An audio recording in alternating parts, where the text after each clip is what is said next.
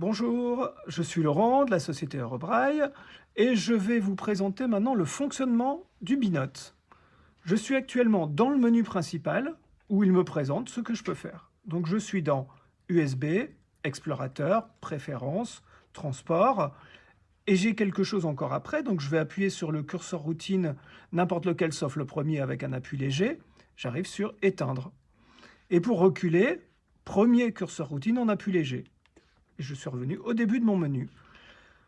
Donc maintenant, je vais aller dans l'explorateur pour ouvrir un fichier. Donc là, je fais un appui plus fort sur Explorateur et ça l'ouvre.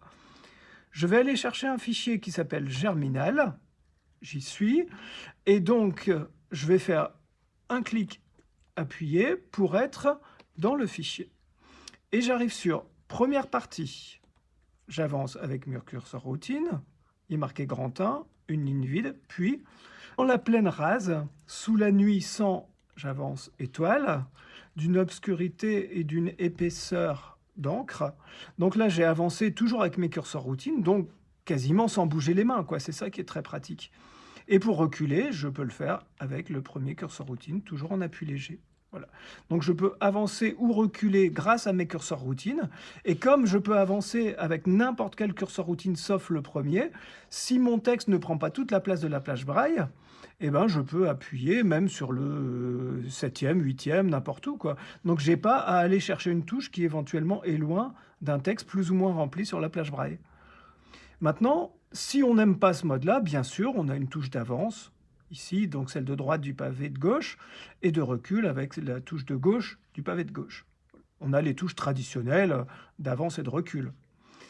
Je vais maintenant aller dans mon menu principal, donc c'est la touche du haut du pavé de gauche, et là je vois que j'ai USB, j'ai Germinal en plus de tout à l'heure, parce que j'ai ouvert mon premier fichier, et après j'ai encore Explorateur, Préférences, etc.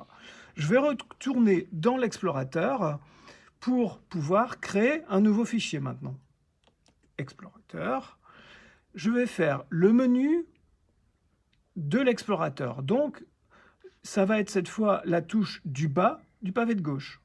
Je fais menu et j'ai fichier, édition, aléa, sauvegarde, etc. Donc, je vais cliquer sur fichier. Puis j'ai nouveau fichier, nouveau dossier, envoyer vers. Donc je vais cliquer sur nouveau fichier et je dois donner maintenant le nom du fichier. Donc je vais taper essai et je valide. Donc j'ai mon fichier essai.txt qui s'est créé. Je vais donc maintenant cliquer dessus avec un appui fort pour rentrer dans le fichier et je peux taper du texte. Je peux taper du texte. Voilà. Ce fichier maintenant étant ouvert, je peux aller revoir dans le menu principal, donc en faisant le pavé de gauche la touche du haut, et je suis dans USB, Germinal, Essai, Explorateur. Donc maintenant j'ai bien la liste de mes deux fichiers que j'ai ouverts. Donc si je clique sur Germinal, je suis dedans, je suis revenu dans mon texte de Germinal. Et si je refais menu principal et que là je clique sur Essai, je suis dans le deuxième fichier. Donc je peux passer facilement d'un fichier à l'autre et je peux en ouvrir 5 simultanément. Je vais maintenant vous expliquer comment on va appairer le Binote avec un iPhone.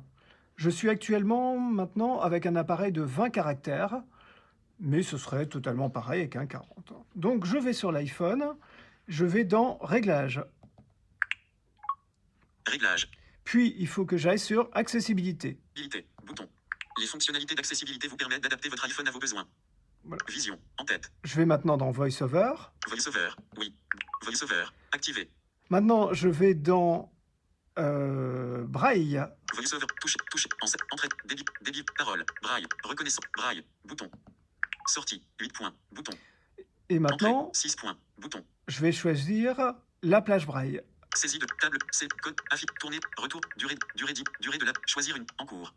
Choisir une plage Braille. Voilà. En cours. Et il me propose. EasyNote 1008. Non jumelé. Bouton. Ça, c'était le 40 caractères. EasyNote 1010. Non jumelé. Ça, c'est Bouton. mon 20 caractères ici. Donc, je le choisis. Je fais le double-clic pour l'appairer. EasyNote 1010. Jumelage.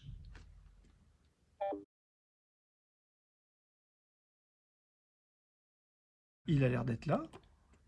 Tac. Sélectionner. Easy Note Bah oui. en cours. Donc, Choisir une plage braille. maintenant, mon appareil, j'ai le braille qui suit et j'ai donc mon clavier braille que je peux utiliser également. On va les montrer par exemple comment on peut faire un message. Donc je retourne dans l'écran principal. Réglage.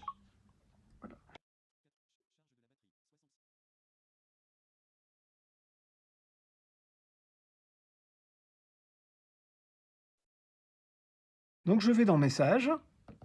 Vert. Champ de texte. Modification en cours. Mode caractère. Point d'insertion au début. Alors je vais taper Utilisez le rotor pour accéder à mots mal orthographiés.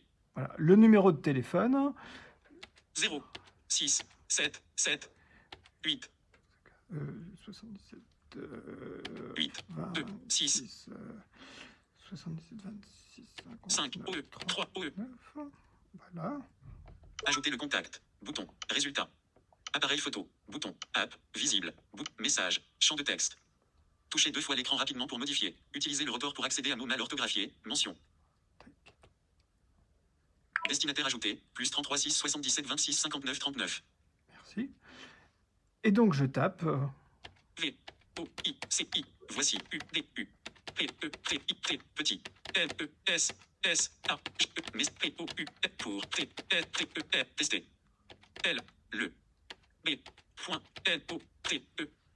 Voilà. Et je fais B.note. vers la droite. Enregistrement audio. Bouton. Enregistrement audio. Bouton. Message. Champ de texte. Modification en cours. Envoyer via iMessage. Touchez 2 fois et maintenez appuyé Alors, je pour retourne dans message. mon message. Champ de texte. Modification en cours. Voici un petit message pour tester le B. Note. Mode caractère. Point d'insertion à la fin. Utilisez le rotor pour accéder à mots mal orthographiés. Mention. Donc je fais flèche vers la droite pour aller au prochain bouton. Envoyer. Bouton. Et je clique Envoyer dessus. via iMessage. Touchez 2 fois et maintenez appuyé pour ajouter un effet. Message en...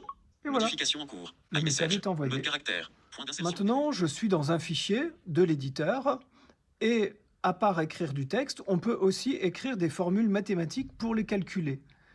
Donc, je vais utiliser le mode mathématique braille, donc le braille mathématique comme on le connaît, parce qu'il existe aussi un mode textuel, comme ça les gens peuvent utiliser le mode qu'ils préfèrent. Pour écrire des maths, je vais faire .6, .3, puis je vais calculer par exemple quelque chose de pas trop compliqué, 20 plus 40, et je peux faire par les menus ou par un raccourci. Donc là, je vais faire par le menu. Donc, je vais faire la touche du bas du pavé de gauche. Je vais dans le menu Maths. Et là-dedans, j'ai Évaluation ligne. Je clique dessus et j'obtiens 60. 20 plus 40 font bien 60. Le résultat obtenu va être mémorisé dans une variable qui s'appelle R comme résultat. Et donc, je vais pouvoir réutiliser le R pour faire un calcul. Alors, je valide d'abord mon résultat en faisant OK. Je vais à la ligne et je vais écrire, par exemple, le cosinus de 60. Donc, R, c'était 60, donc je fais .6, .3 pour début de formule de maths. J'écris COS pour cosinus. J'écris R, et il va se souvenir que R, c'est 60. Et là, cette fois, je vais le faire par le raccourci au lieu du menu. Donc, je vais faire CTRL-M comme maths. Et là, j'obtiens 0,5. Donc, effectivement, si vous vérifiez de votre côté, le cosinus de 60, c'est bien 0,5. Ou si vous puisez dans vos vieux souvenirs. Donc, je fais OK. Je vais à la ligne. Et on va voir qu'on peut aussi avoir des résultats sous forme fractionnaire.